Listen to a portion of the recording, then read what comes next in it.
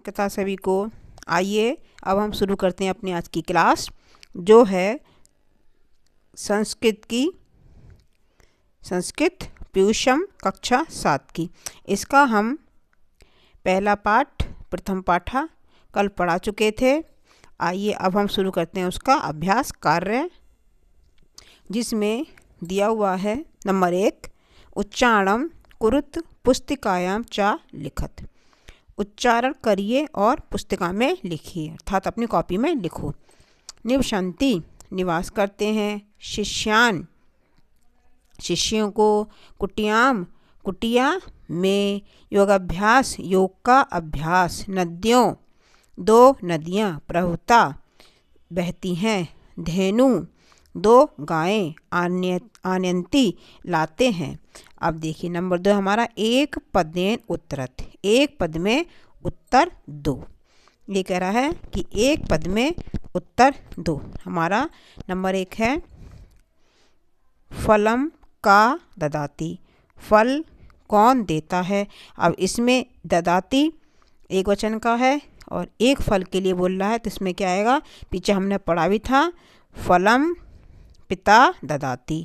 फलानी के, इसमें ददंती दे रखा, ददंती नहीं बनता है, इसके रूप चलते हैं ददाती दत्त ददती। मैंने पहले ही बताया था पाठ को पढ़ते समय। अब इसमें बोल रहा है, देखिए फलानी के ददती, फल कौन देता है, तो इसमें बहुत सारे फल देते, इसमें आएगा फलानी पितरा ददती। मुन्य कुत निवसन्ति, मुनि कहाँ निवास कर रहे हैं, बहुत बहुवचन का है और इसमें हमारा निवास कहाँ कर रहे हैं, आश्रम में। इसमें आएगा मुन्या आश्रमे निवसन्ति।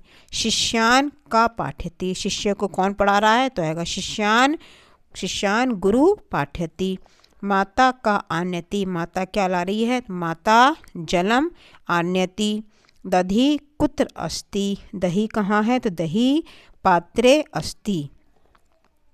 अब देखिए गोष्ठे का निवसन्ति, गोष्ठे में गौशाला में कौन निवास कर रही हैं, तो बहुवचन का है निवसन्ति, रहेगा धेनवा निवसन्ति। मधुनी कुत्र सन्ति, मधु कहाँ होता है, तो मधुकोशेषु सन्ति।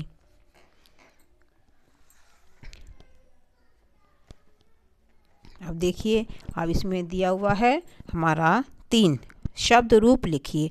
शब्द रूप को लिखिए। यहाँ देखिए शब्द दे रखा है।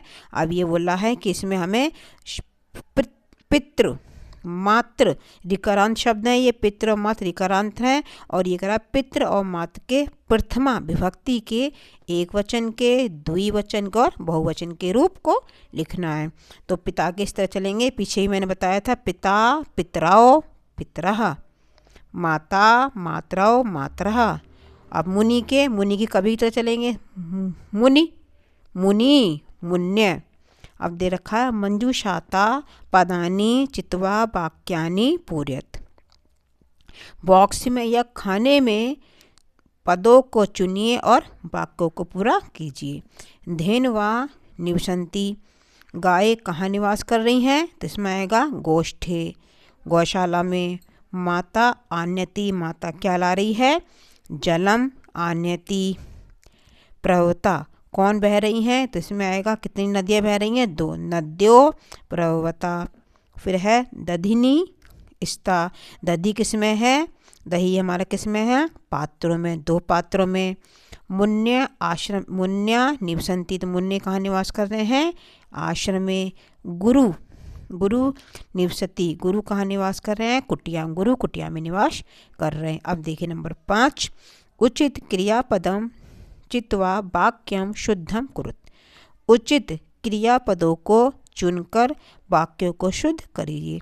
सा मात्रम नमन्ति, अब इसमें सा के साथ हमारा क्या लगेगा, ती लगेगा, तो हम क्या लाएंगे, नमति। अयम छात्र विद्यालयम गच्छन्ति, कितने छात्र विद्यालय जा रहे हैं, एक जा रहा है, तो जब हमारा कर्ता है तो क्रिया भी हम एक लगाएंगे, तो इसमें आएगा गच्छति। अहम प्रतिदिनम पुस्तकम पठति, अहम के साथ क्या आएगा, मी आता है, तो इसमें आएगा अहम प्रतिदिनम पुस्तकम पठामि। इयम नदी काश्याम प्रवसी, अब प्रवसी नहीं आएगा, एक वचन के लिए आ रहा है, इयम एक के लिए कह रहा है कि यह नदी काशी में क्या होगा, यहाँ आएगा प्रवती। त्वम पुस्तकम नयति, नयति त्वम के साथ लगता है हमारा सी, तो आएगा त्वम पुस्तकम नयसि। अब छठा नंबर है हमारा संस्कृत भाषायाम अनुवाद कुरुत, संस्कृत भाषा में अनुवाद करो। नंबर 1 है गुरु शिष्यों को पढ़ाते हैं, तो बनेगा गुरु प्रथमा एकवचन, गुरु शिष्यान बहुत सारे हैं, शिष्यान और पाठयति क्योंकि एक ही गुरु पढ़ा रहे हैं।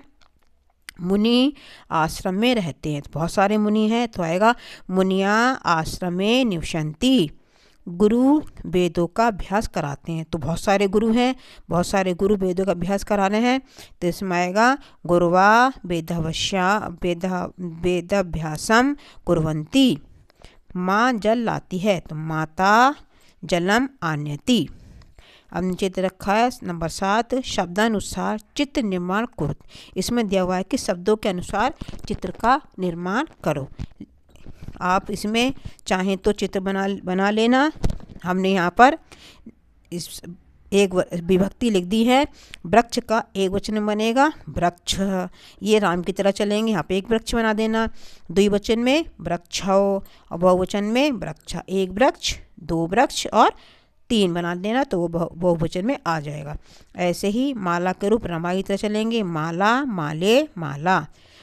ये पुष्पम नपुंसकलिंग में, तो पुष्पम पुष्पे पुष्पाणि। आप इस यहाँ पर चिट्ठी बना सकते हैं, वो आपके लिए कोई भारी नहीं है। आपको आज का वीडियो कैसा लगा मुझे कमेंट बॉक्स में ज़रूर बताएं। इसके आगे का पाठ मैं तुम लोगों को कल पढ़ाऊँगी। मुझे लाइक और सब्सक्राइब कीजिए और अपने मित्रों में भी इस वीडियो को शेयर कीजिए ताकि उनको भी ये कक्षाएं आसानी से मिल सकें। नमः संस्कृताय।